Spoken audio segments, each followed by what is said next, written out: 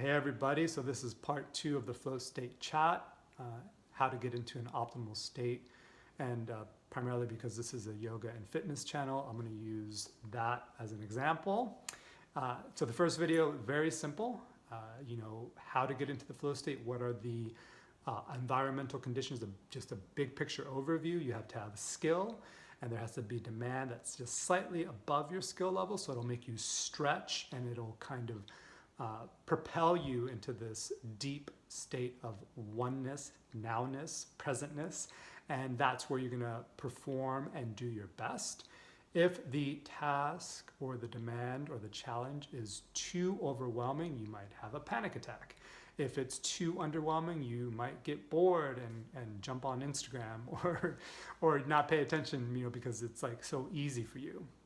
So that has to be there. Now, to take that overview and then refine it a little bit more so that you now have that understanding, but you want to be able to structure the actual experience in a way that will help to guarantee you to get into the flow state. We're going to get a little more specific.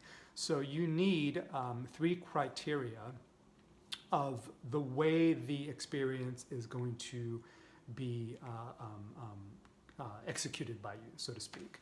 Let's talk about those 3 things. The first one that you need, or the way it has to be delivered, is clear. So there has to be clear information. 2, there has to be a tight feedback between you and the environment, you and what you're doing, you and your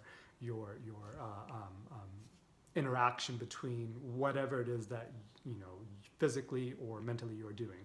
Physically, if you're doing yoga, if you're doing kettlebells, mentally, if you're writing, if you're drawing. And then lastly, you need to, it has to be important to you so that error matters. So you need clear information, you need tight feedback, and error has to matter. I'm going to use a silly analogy so that you can kind of have an understanding of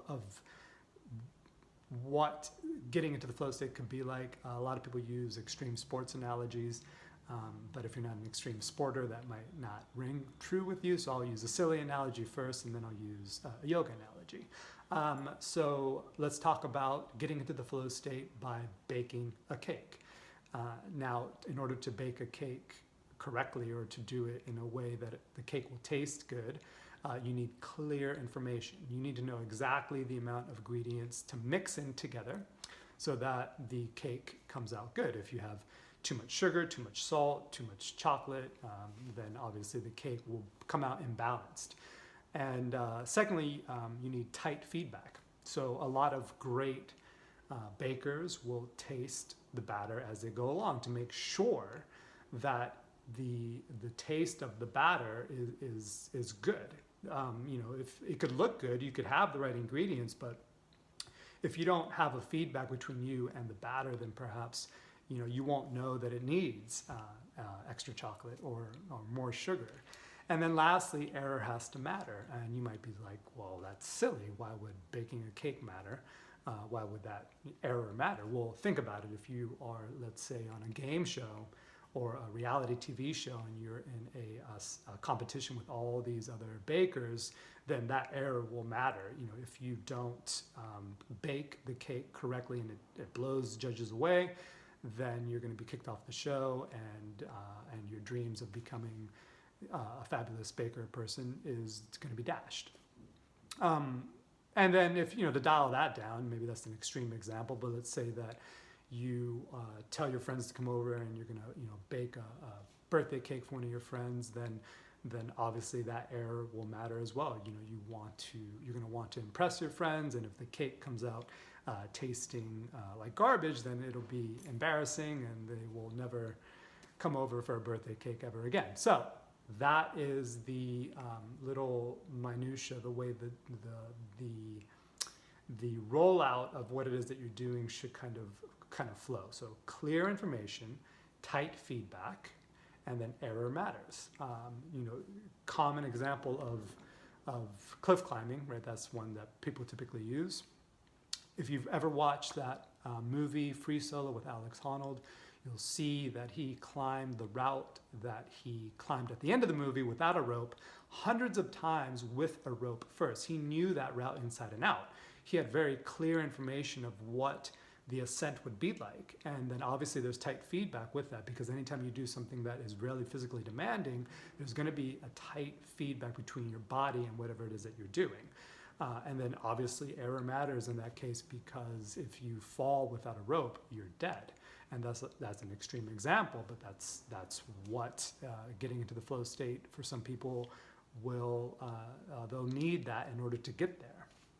For me, I'll use a simple example. Yoga does it for me. But let's say I go to a class, I need clear information from the teacher.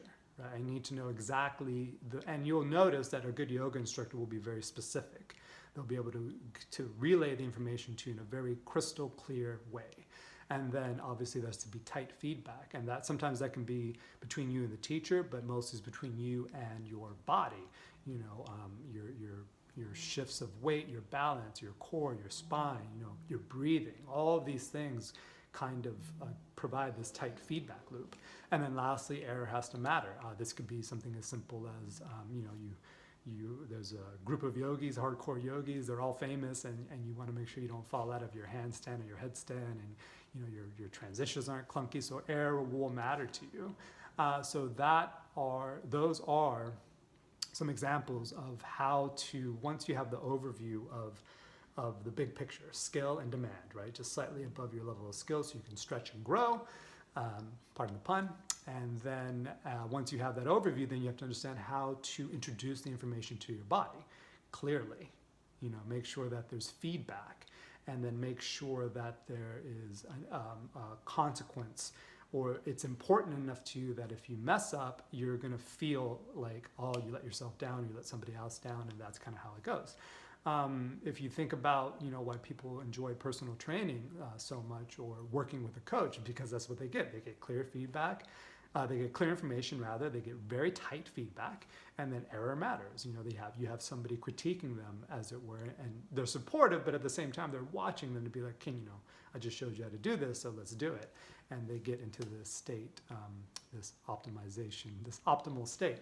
So yeah, that is a little bit of a deeper dive into the environmental conditions for getting into the flow state. I hope that's helpful, and stay tuned for part 3, where I'm going to chat a little bit about, what exactly happens when you get into the flow state and how it relates to science, because science does the same thing. There's clear information, there's tight feedback, and error matters. So clear information, you need to know the drugs you're using, or whatever it is that the doctor is using. There has to be tight feedback.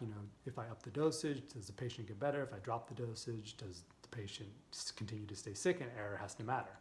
Too much medication, overdose. Too little medication, the patient will continue to be sick. But we'll talk a little bit about the kind of enhancement you get to your learning when you are in the flow state. So yeah, stay tuned for that, and talk to everybody a little bit later. Bye.